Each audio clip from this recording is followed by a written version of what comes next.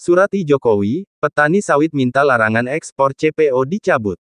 Larangan itu berlaku untuk ekspor dari seluruh wilayah Indonesia, termasuk dari kawasan berikat.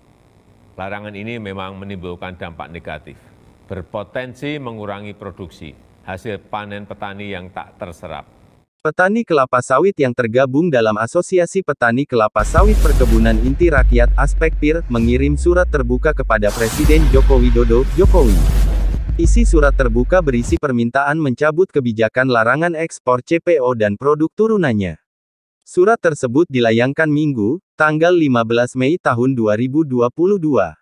Dijelaskan dalam surat tersebut, kebijakan larangan ekspor CPO dan turunannya yang berlaku sejak tanggal 28 April dan sampai sekarang belum dicabut, dinilai sudah menghancurkan ekonomi petani sebagai komponen paling hulu dari rantai pasok minyak kelapa sawit.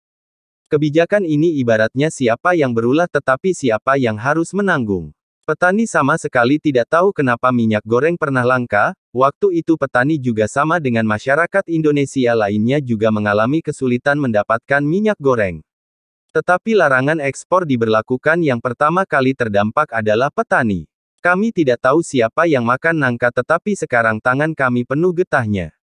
Petani yang tergabung dalam ASPEKPIR Indonesia adalah petani yang sejak mulai menanam kelapa sawit sudah terbina dengan baik oleh perusahaan dan pemerintah, kelembagaan berupa koperasi sudah berjalan dengan baik, mengerti dan menerapkan GAP, kata petani tertulis dalam surat terbuka itu, Senin tanggal 16 Mei tahun 2022.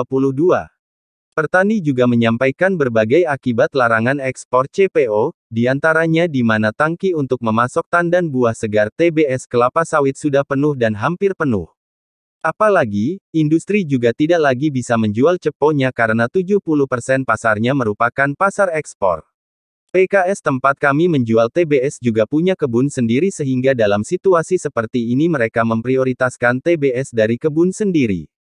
Sekarang karena tangki sudah penuh beberapa PKS berhenti beroperasi dan akan berhenti beroperasi, katanya. Sehingga PKS yang masih beroperasi juga tidak menerima TBS petani mitranya yang sudah punya kontrak karena kondisi ini.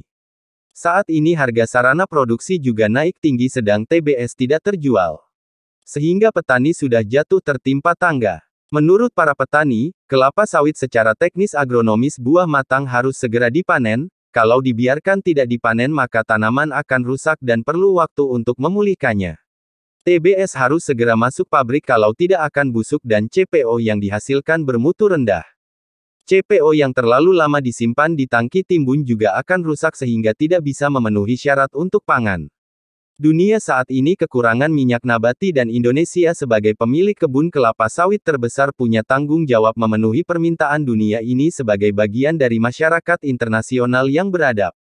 Karena itu kami dari ASPEKPIR Indonesia minta dengan tegas supaya Bapak Presiden Jokowi segera mencabut larangan ekspor dan jangan ditunda-tunda lagi.